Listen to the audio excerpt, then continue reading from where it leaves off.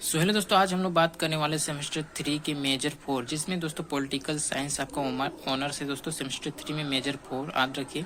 Political science आपका अगर honours है तो दोस्तों ये बहुत ही ज़्यादा इंपॉर्टेंट क्वेश्चन है, वेरी इंपॉर्टेंट क्वेश्चन है। दोस्तों मैं यहाँ पे वेरी इंपॉर्टेंट क्वेश्चन लिख देता हूँ, क्योंकि दोस्तों ये विनोबा भावे यूनिवर्सिटी और विनोद बिहारी माथुर कोल्हांचल यूनिवर्सिटी दोनों में दोस्तों मतलब कि सेमेस्टर 3 में मेजर 4 में ये दोस्तों बहुत ही ज़्यादा इंपॉर्टेंट क्वेश्चन है। हर साल मतलब कि दोस्तों ये क्वेश्चन आता है। और दोस्तों 10 नंबर मतलब कि 10 नंबर में ये मतलब कि 8 नंबर का भी पूछा जाता है, कभी 5 नंबर का पूछा जाता है। ये बहुत ही ज़्यादा इंपॉर्टेंट क्वेश्चन है दोस्तों। प्राचीन भारतीय राजनीति चिंतन का परिचय। और दोस्तों विनोबा भावे यूनिवर्सिटी और बीबीएम के यूनिवर्सिटी विनोद बिहारी माथुर कोल्हांचल यूनिवर्सिटी दोनों में ये दोस्तों ये क्वेश्चन पूछा जाता है। तो दोस्तों बहुत ही ज़्यादा इंपॉर्टेंट क्वेश्चन है और हम इसे समझने वाले बहुत ही आसानी तरीके से, क्योंकि दोस्तों ये बहुत ही लॉन्ग टाइप आंसर मतलब क्वेश्चन है और आंसर आपको लॉन्ग टाइप लिखना पड़ेगा। तो दोस्तों मैं शॉर्टकट में बताने वाला हूँ, जिससे आप लॉन्ग तरह के क्वेश्चन आप लिख सकते हैं, 2-3 पन्ना लिख सकते हैं। मैं सिंपली बहुत ही ज़्यादा शॉर्ट क्वेश्चन बताने वाला इसमें। तो दोस्तों सबसे पहले यहाँ पे प्राचीन भारतीय राजनीतिक चिंतन का परिचय जो ये दोस्तों क्वेश्चन अगर समझ लें तो दोस्तों आंसर अपने आप लिख लीजिएगा। तो दोस्तों मैं समझाने की कोशिश करूंगा, ना कि आपको रट्टा मारने की कोशिश करना है। तो दोस्तों सबसे पहले यहाँ पे क्वेश्चन ही आपको समझ लेना। ये दोस्तों फर्स्ट यूनिट में था, सेमेस्टर 3 के मेजर 4 में। ये दोस्तों जो सिलेबस था ये दोस्तों फर्स्ट यूनिट में ही था। और ये यहाँ पे 8 नंबर का भी पूछा जाता है, कभी 5 नंबर का इसका एग्जाम में क्वेश्चन पूछा जाता है। तो दोस्तों यहाँ पे चलो स्टार्ट करते हैं। तो लिखा है दोस्तों प्राचीन भारतीय राजनीतिक चिंतन में, जिसमें है ना दोस्तों प्राचीन भारतीय राजनीतिक चिंतन जिसे भारतीय राजनीतिक दर्शन भी कहा जाता है। तो दोस्तों ये कम से कम आपको अच्छे से याद होना चाहिए। प्राचीन भारतीय राजनीतिक चिंतन जिसे भारतीय राजनीतिक दर्शन भी कहा जाता है एक विस्तृत और जटिल विषय है, जिसमें प्राचीन भारत के राजनीतिक सिद्धांत, शासकों के कर्तव्यों और राज्य के संचालन के बारे में विचार शामिल है।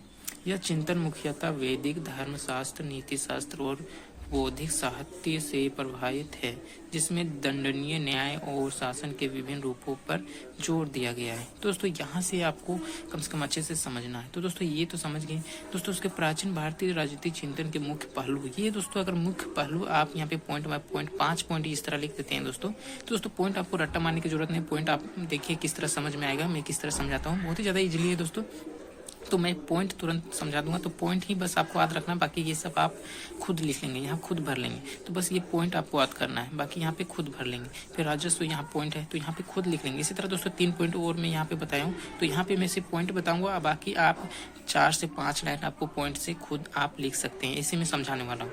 तो दोस्तों पहला पॉइंट है प्राचीन भारतीय राजनीतिक चिंतन के मुख्य पहलू, ये लिख लेना, या मुख्य विशेषता इस तरह लिख लेना है दोस्तों। तो दोस्तों पहला पॉइंट आपको लिखना है दंड नीति। पहला पॉइंट क्या रहेगा दोस्तों? दंड नीति। तो दंड का मतलब पता है दोस्तों, किसी भी कोई भी व्यक्ति अगर कोई भी गलत काम करता है तो उसे क्या मिलता है? दंड मिलता है। तो दोस्तों भारतीय राजनीतिक में जो चिंतन था उसको दंड में भी चिंतन किया गया कि कैसे कैसे दंड दिया जाएगा, उसमें चिंतित किया गया।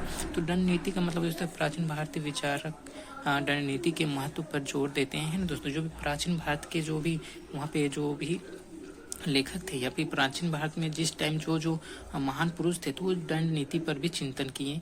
उसने कहा कि प्राचीन भारतीय विचारक दंड नीति के महत्व पर जोर देते हैं, या मानते थे कि दंड के बिना राज्य का अवस्थिति संभव नहीं है।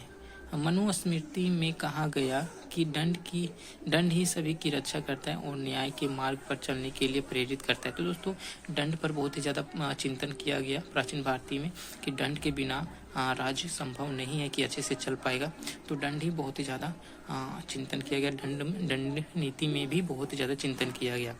तो दोस्तों दंड नीति के बारे में यहाँ पे लिख देना। फिर दोस्तों राजस्व के बारे में लिखना है। राजस्व में क्या लिखना है? तो प्राचीन भारत में राजा को राजस्व की आवश्यकता होती थी, जो राज्य के संचालन के लिए आवश्यक था। विभिन्न प्रकार के कर जैसे भूमि कर, व्यापार कर और उत्पादन पर राजा द्वारा एकत्रित किए जाते थे। तो दोस्तों राज्य चलाने के लिए राजस्व की जरूरत पड़ती थी, जिसे भूमि कर और व्यापार कर लिए जाते थे। तो राज्य के लिए तो राजस्व में जो राजस्व था, राजा था उसमें दोस्तों, तो राजस्व राज्य में था तो राजा था, राजा के लिए राजस्व चलना था, उसके लिए राजा राजस्व दोनों भी चाहिए राज्य के लिए। तो प्राचीन भारत में राजस्व का भी चिंतन किया गया। उसमें भूमि कर है ना, व्यापार कर, उत्पादन पर राज्य द्वारा एकत्र किए जाते थे है ना।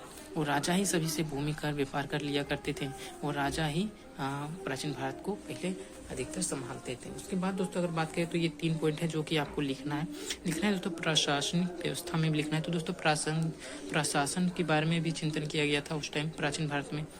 चिंतन के टाइम तो प्रशासन के बारे में भी आप लिख दीजिएगा कुछ पॉइंट, जो कि दोस्तों आप जानते हैं कि प्रशासन कैसा है, हमारे भारत में प्रशासन किस तरह से काम करते हैं, तो पूरा भर दीजिएगा। उसके बाद दोस्तों विभिन्न प्रकार के शासन की बात करें तो शासन कैसा है, प्रशासन कैसा है, तो दोस्तों हमारे भारत में शासन अच्छी तरह से और बहुत ही नियम कानून से बने हैं। तो दोस्तों इस तरह से आप 4-5 पन्ना विभिन्न प्रकार के शासन में भी लिख दीजिएगा। फिर दोस्तों धार्मिकता पर आप लिख दीजिएगा। धार्मिकता तो आपको पता है कि हमारे भारत में कितने प्रकार की धार्मिकता है, और धार्मिकता से हमारे भारत में बहुत ही अच्छे धार्मिक है ना, अच्छे त्यौहार मनाए जाते हैं। तो दोस्तों इस तरह से आप खींच के मतलब कि 2 से 3 पन्ना लिख सकते हैं। दोस्तों बहुत ही ज़्यादा इंपॉर्टेंट क्वेश्चन है और बहुत ही ज़्यादा आसान, सबसे इजीली क्वेश्चन है मेजर 4 में। अगर सेमेस्टर 3 की बात करें तो पॉलिटिकल साइंस में मेजर 4 में सबसे इजीली क्वेश्चन है और सबसे important question, very important question, जो कि दोस्तों हर साल पूछा जाता है। तो दोस्तों इस तरह से आप क्वेश्चन को लिख सकते हैं। वीडियो पसंद आए तो वीडियो को लाइक करो, चैनल को सब्सक्राइब कर ले। अगर दोस्तों किसी तरह का और भी वीडियो चाहिए यार, वेरी इंपॉर्टेंट क्वेश्चन मैं बना दूंगा। तो दोस्तों अगर कोई भी आपके मन में डाउट रह गया तो कमेंट करके बता सकते हैं। धन्यवाद दोस्तों वीडियो को एंड तक देखने के लिए।